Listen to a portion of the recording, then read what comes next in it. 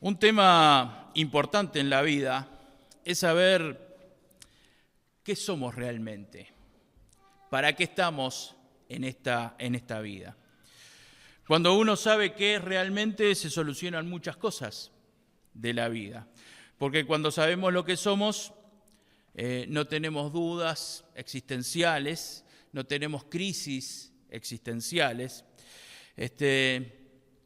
sabemos hacia dónde apuntamos, sabemos hacia dónde vamos, nuestra vida tiene un rumbo.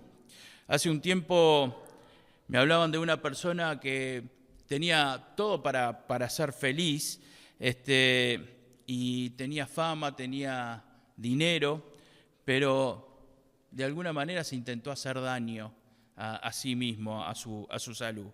Y uno de los que opinaba del tema dijo, bueno, nunca pudo encontrarse con él mismo.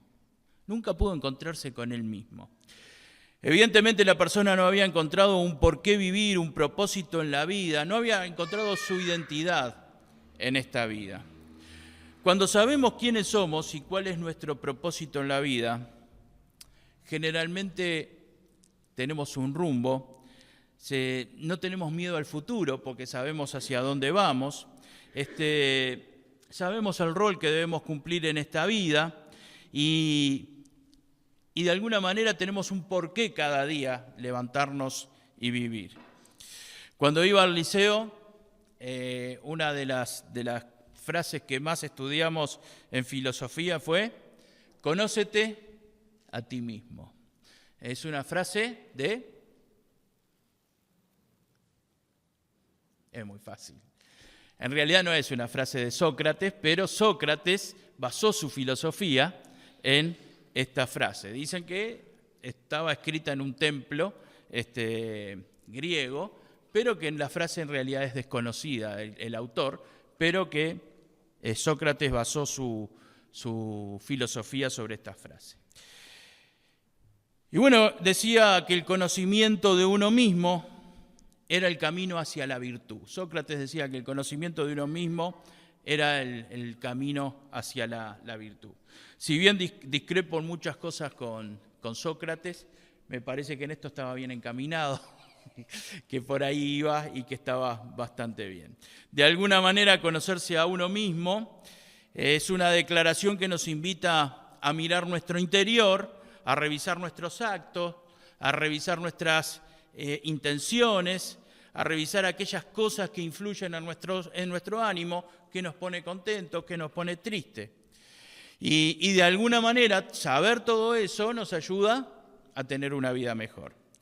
El problema que tenemos los cristianos con Sócrates, con Platón, con Tales de Mileto y con todos esos filósofos, es que cada respuesta nosotros la tenemos en la Biblia, la tenemos en la palabra de Dios. Y cada una de esas cosas que se preguntaron ellos, nosotros ya lo teníamos resuelto desde antes en la palabra de Dios.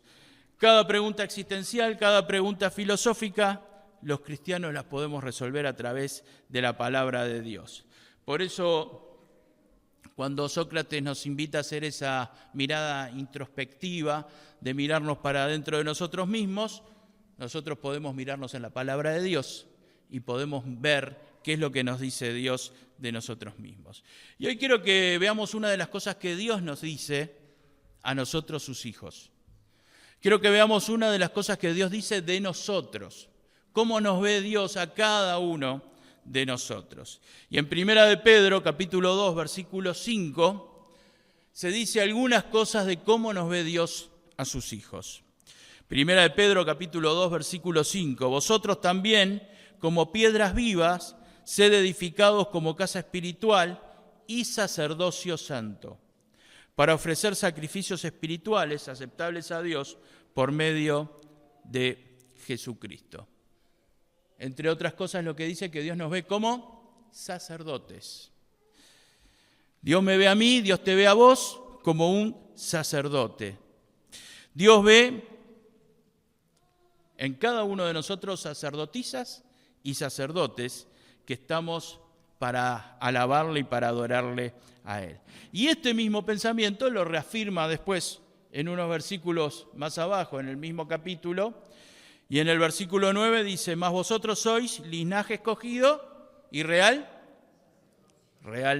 sacerdocio. Nación santa, pueblo adquirido por Dios, para que anunciéis las virtudes de aquel que os llamó de las tinieblas a su luz admirable. Dios dice muchas cosas de nosotros en estos versículos, pero a mí me llama la atención que dice varias veces que somos sacerdotes, que somos un real sacerdocio. Ahora, no solo Pedro escribió diciendo que nosotros somos sacerdotes de Dios. Si vamos al apóstol Juan, en Apocalipsis capítulo 1, versículo 5, dice: y de Jesucristo, el testigo fiel, el primogénito de los muertos y el soberano de los reyes de la tierra, al que nos amó y nos lavó de nuestros pecados con su sangre y nos hizo reyes y sacerdotes para Dios su Padre. A Él sea gloria e imperio por los siglos de los siglos. ¿Quién fue que nos hizo sacerdotes? Cristo. Cristo nos hizo sacerdotes. ¿Sabías que Cristo te dio la responsabilidad de sacerdote? ¿Sabías que Dios te dio la responsabilidad de sacerdotisa? ¿Cuántos sabían esto? Muy bien, algunos lo sabían. Hay otros que no lo sabían, se están enterando ahora. Entonces yo te invito a que mires a tu costado y vas a ver un sacerdote o una sacerdotisa. Si querés podés decirle buen día sacerdote, buen día sacerdotisa al que está al lado tuyo. ¿Qué somos entonces? Sacerdotes de Dios. Lo que a veces pasa es que nosotros tenemos algunos preconceptos en la mente, ¿no? Tenemos algunas ideas prediseñadas en nuestra mente y cuando pensamos en un sacerdote pensamos en una persona que va vestida con este tipo de vestimenta, ¿no? Pero cuando nos miramos a nosotros cómo estamos vestidos, podemos decir esa otra frase que dice: el traje no hace al monje, ¿no? Entonces, de alguna manera, no necesitamos vestirnos de esta manera. Pero evidentemente, cuando pensamos en un sacerdote, pensamos en alguien que esté vestido con este tipo de vestimenta. Ahora me gustaría ver un poquitito la historia de los sacerdotes. La primera versión en la Biblia de un sacerdote está en Génesis capítulo 14, versículo 18. Y ahí se nos habla de un sacerdote que se llamaba Melquisedec. Un sacerdote que se llamaba Melquisedec. No se nos dice mucho de él, pero dentro de un rato vamos a ver algunas de las cosas que hizo Melquisedec. Cuando el pueblo de Israel estaba en Egipto, la Biblia menciona que entre los egipcios también habían sacerdotes. En Génesis 41-45 dice que los egipcios tenían sus propios sacerdotes. No eran sacerdotes de Dios, sino que eran sacerdotes de sus dioses, con minúscula, dioses con minúscula, ¿no? Entonces, también los egipcios tenían sacerdotes. Después, en Éxodo capítulo 2, versículo 16, se nos habla del sacerdote de Madián, que justamente hoy decíamos Jetro, es el sacerdote de Madián que nos nombra la Biblia, y se nos habla de este hombre que era sacerdote del Dios Altísimo. Después en Éxodo 19:6, Israel estaba destinado, se nos dice que Israel estaba destinado a ser un reino de sacerdotes para las demás naciones. Y en Éxodo 28:1, a partir de este momento, los sacerdotes iban a ser los descendientes de Aarón. Los sacerdotes de Dios iban a ser solamente los descendientes de Aarón. Esto más o menos rápidamente es la historia del sacerdocio. Este sacerdocio de Aarón duró hasta que se rompió el velo del templo. Ustedes saben que los sacerdotes judíos entraban a un lugar que se llamaba el lugar santísimo en el templo, y en ese lugar podía entrar solamente el sumo sacerdote, o sea, el más importante de los sacerdotes, por decirlo de alguna manera, y entraba una vez al año. Y tenía que purificarse varias veces antes de entrar a ese lugar, porque en ese lugar estaba la presencia de Dios. Y si él no se purificaba para entrar en ese lugar, cuando entraba moría en ese lugar. Entonces, era el lugar que se llamaba lugar santísimo. Y ese lugar estaba separado de los demás lugares del templo por un velo. Cuando Cristo murió en la cruz, dice la palabra de Dios, en Lucas capítulo 23, versículo 45, y el sol se oscureció y el velo del templo se rasgó por la mitad. Ese lugar que era el lugar santísimo quedó libre, quedó abierto. Ya no era un lugar separado donde estaba la presencia de Dios, sino que se podía ver el lugar donde estaba la presencia de Dios. Y allí, en ese lugar, estaban, ese era el lugar en el que entraba el sacerdote para ofrecer los sacrificios, era donde estaba el altar donde se hacía el sacrificio una vez por año por los pecados del pueblo.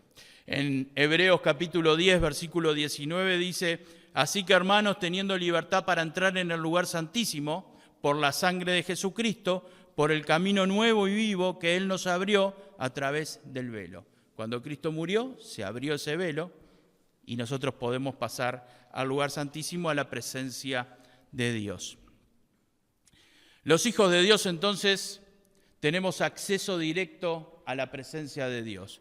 Cuando adoramos a Dios con nuestro canto, con nuestras oraciones, lo hacemos directamente a Dios. Cuando nos ponemos en la presencia de Dios, estamos directamente en la presencia de Dios. No necesitamos ningún intermediario, porque el único intermediario es Cristo entre Dios y los hombres, y Cristo es el que nos abrió ese camino. Cuando tenemos alguna necesidad y le pedimos algo a Dios en oración, lo hacemos directamente a Dios a través de Jesucristo. No hay ningún ser humano que tenga que interceder entre nosotros y Dios. La obra de Cristo en la cruz nos dio un lugar de privilegio a cada uno de los hijos de Dios. Aquellos que hemos sido lavados por la sangre de Jesucristo, somos sacerdotes que podemos entrar al lugar santísimo. Y lo que antes era el privilegio de un solo hombre y que tenía que purificarse varias veces para estar en la presencia de Dios, ahora es el privilegio de cada uno de los hijos de Dios. Esto es un poco para que podamos entender lo que es el sacerdocio, el privilegio de ser un sacerdote de Dios. Ahora, lo que nosotros nos tenemos que preguntar es, ¿qué se espera de un sacerdote? Ya que ahora sé que soy un sacerdote, ya que ahora Dios me dice que soy un sacerdote, ya que ahora sé que la palabra de Dios dice que Cristo me hizo un sacerdote, tengo que saber qué es lo que hace un sacerdote. Tengo que saber cuál es la función de un sacerdote.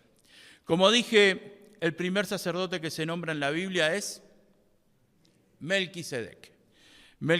Abraham había formado un ejército para luchar contra unos reyes que habían atacado a sus familiares y formó un ejército improvisado y fue a tratar de recuperar a sus familiares. Y en una batalla con ese ejército improvisado venció a reyes muy poderosos. Entonces, cuando volvía de liberar a sus familiares que habían sido llevados cautivos, cuando volvía de ese gran triunfo, dice la palabra de Dios en Génesis capítulo 14, cuando volvía de la derrota de Kedorlaomer y de los reyes que con él estaban, salió el rey de Sodoma a recibirlo al valle de Sabe, que es el valle del rey.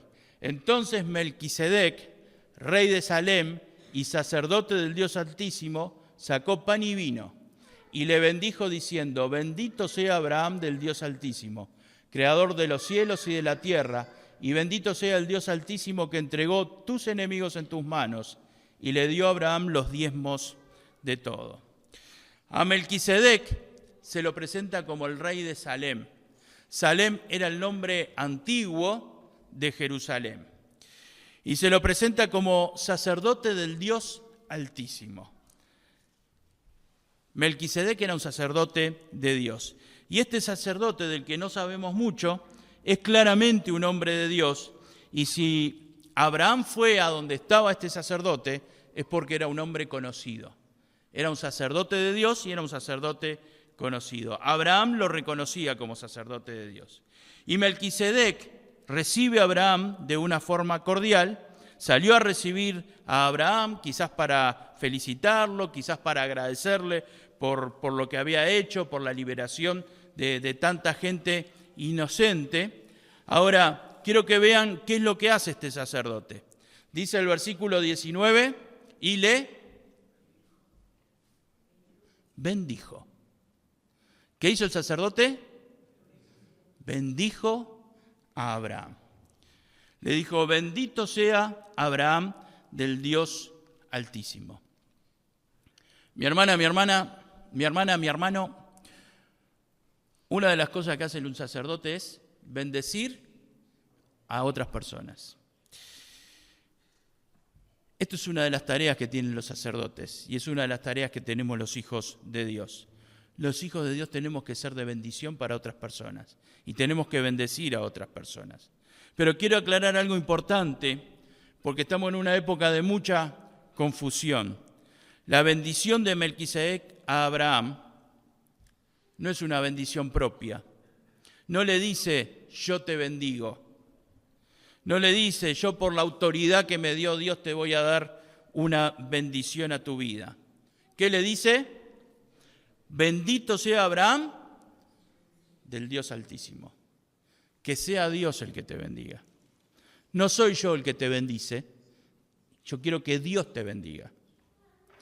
Porque no soy yo quien para bendecirte, sino que es Dios el que te va a bendecir. Si nosotros vamos a otras traducciones de la Biblia, quizás está un poco más claro en otras traducciones. En la traducción del lenguaje actual dice, Abraham, que te bendiga el Dios Altísimo.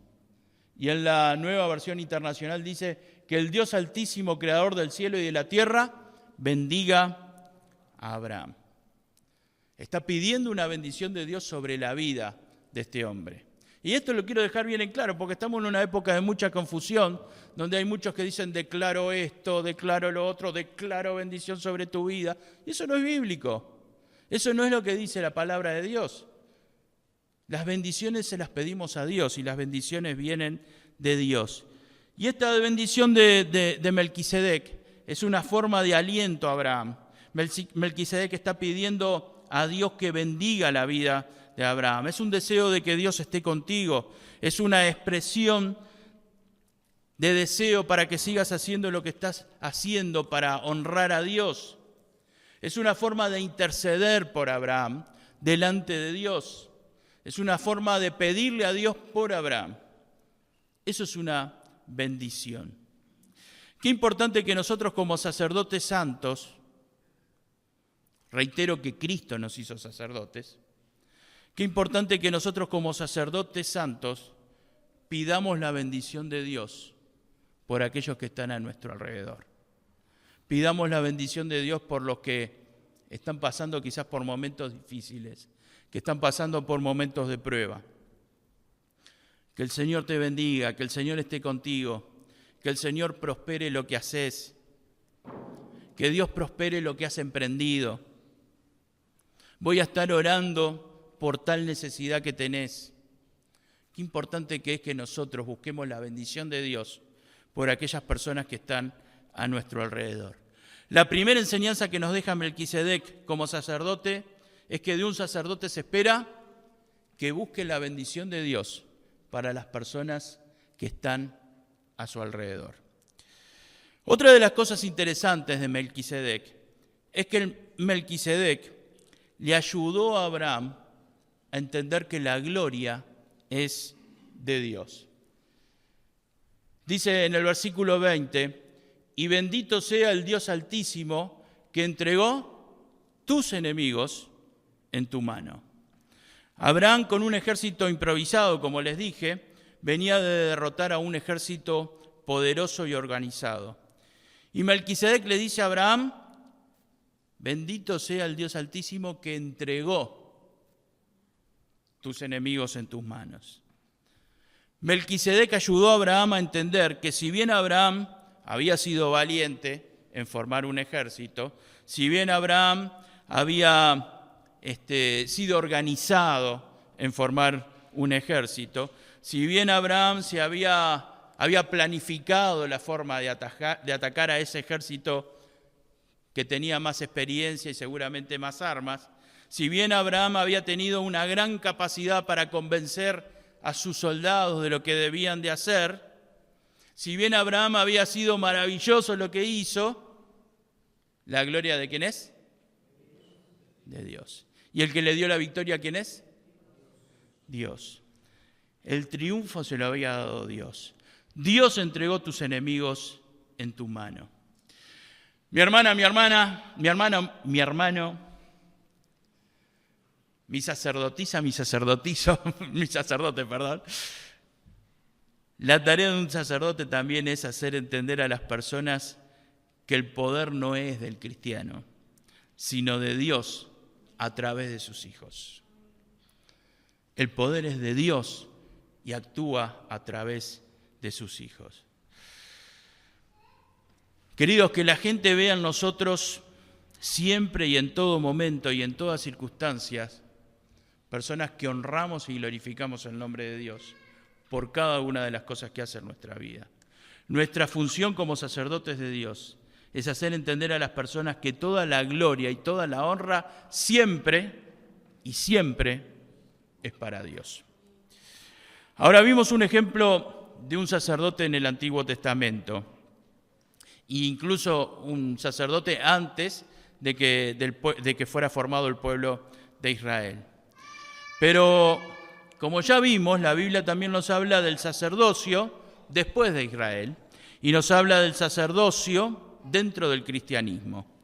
Y en el versículo que leímos, 1 de Pedro, capítulo 2, versículo 5, dice: vosotros también, como piedras vivas, sed edificados como casa espiritual y sacerdocio santo, para ofrecer sacrificios espirituales aceptables a Dios por medio de Jesucristo.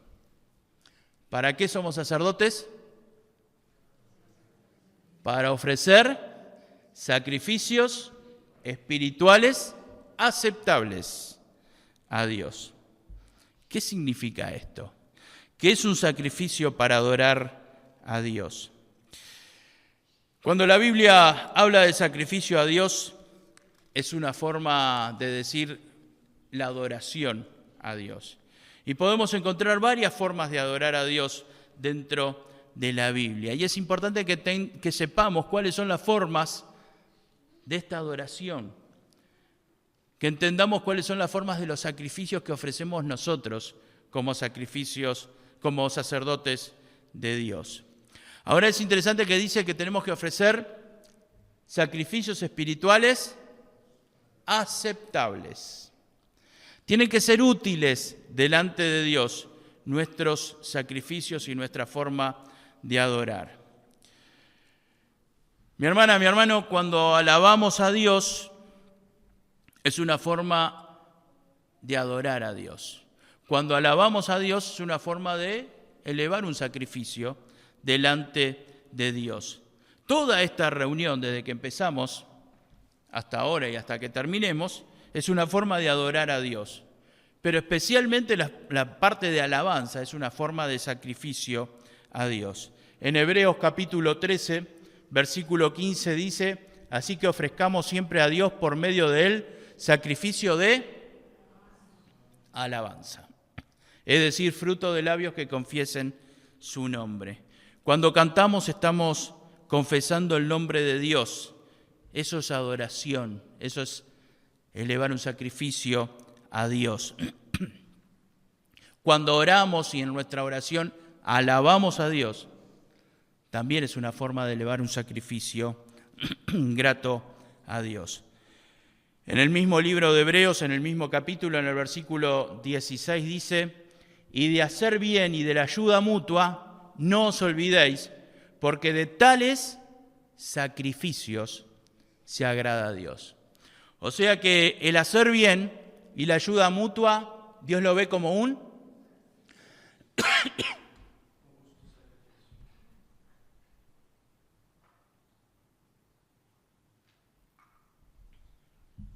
la ayuda que nosotros damos a otras personas, la ayuda que nos damos entre nosotros cuando hay alguna necesidad. Dios lo ve como un sacrificio, como una forma de adoración a Él. Es otro sacrificio, es otra forma de alabar a Dios.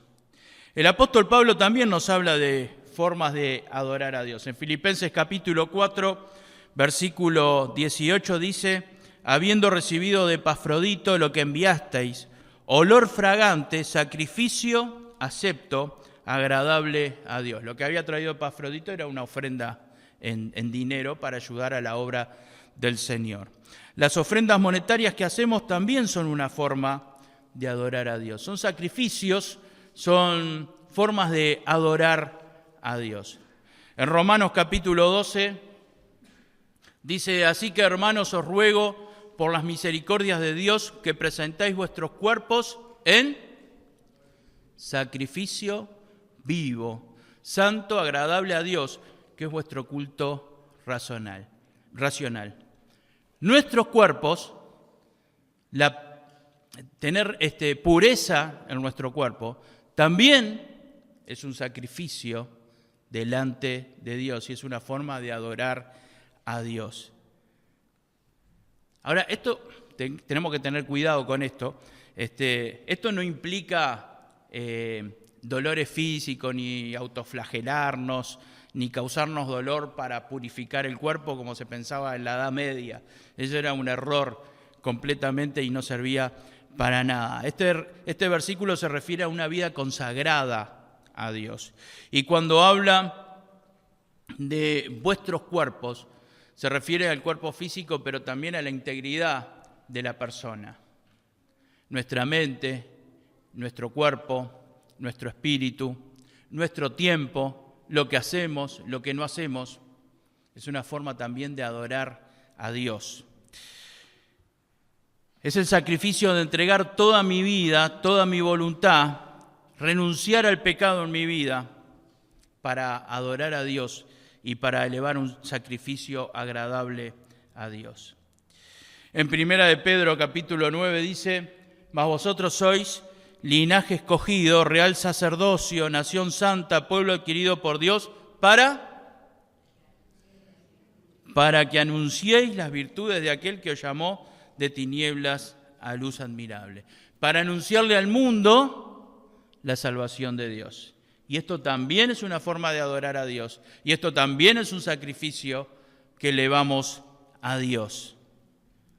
Esto también es lo que se espera de un sacerdote de Dios, que llevemos la palabra de Dios a aquellos que la necesitan. Anunciar al mundo el mensaje de salvación es una responsabilidad que tenemos cada uno de nosotros como sacerdotes y como sacerdotisas del Dios Altísimo. Tenemos el privilegio y la responsabilidad de mostrar al mundo la salvación de Dios. Es una responsabilidad que Dios puso en las manos de sus sacerdotes. ¿Y quiénes son sus sacerdotes? Nosotros, cada uno de nosotros. En la Biblia, entre los cristianos, no se menciona a una persona como sacerdote, a una persona en especial como sacerdote. Pedro, que fue quien predicó las primeras veces en la iglesia, en la primera iglesia, en ningún momento se lo nombra como un sacerdote.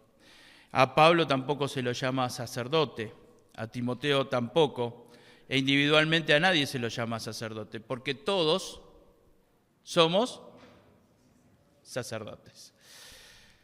Sin embargo, se nos describe a cada uno de nosotros en estos versículos que vimos como sacerdotes.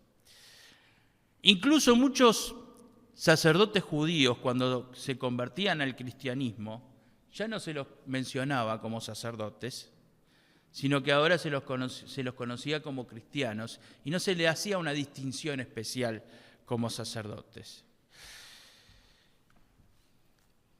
Queridos sacerdotes y queridas sacerdotisas, Dios espera que, como nos enseñó Melquisedec, que alentemos a los demás con bendiciones de Dios, que lo hagamos como hizo este primer sacerdote mencionado en la Biblia. Que también elevemos a Dios sacrificios de ayuda mutua, que ayudemos a otros a ser agradecidos a Dios y a dar la gloria a Dios como Melquisedec ayudó a Abraham. Cuando vemos a alguien que no le está dando la gloria a Dios, que le recordemos, mirá que eso es para la gloria de Dios. Mirá que lo que estamos haciendo entre todos es para la gloria de Dios. Mirá que esto que hacemos para servir a Dios es para la gloria y para la honra de Dios. Que seamos verdaderos adoradores de Dios, con sacrificios de alabanza, de ayuda a otros, de ofrendas materiales, de entrega de toda nuestra vida a Él, y que anunciemos el mensaje de salvación al mundo. Mi hermana, mi hermano, vos no sos alguien intrascendente. Sos alguien muy importante para Dios. Por eso Cristo te hizo un sacerdote. En Apocalipsis capítulo 1, versículo 5 dice: y de Jesucristo, testigo fiel, el primogénito de los muertos y el soberano de los reyes de la tierra, al que nos amó y nos lavó de nuestros pecados con su sangre y nos hizo reyes y sacerdotes para Dios su Padre. No sos sacerdote por casualidad. No es por casualidad. No es porque descendemos de otros sacerdotes como pasaba con los descendientes de Aarón. Somos sacerdotes porque Cristo nos hizo sacerdotes. Dios quiera que mañana cuando te levantes, no te levantes pensando que sos un oficinista, un vendedor, una vendedora, un chofer, un profesional. Que te levantes pensando que sos un sacerdote. Y que antes de cualquier misión que puedas tener en esta vida, la misión que tenés como hijo de Dios es ser un sacerdote. Que el Señor te bendiga, que podamos ser verdaderos sacerdotes, sacerdotes útiles en las manos de nuestro Dios, y que podamos elevar a Dios sacrificios útiles delante de nuestro Dios.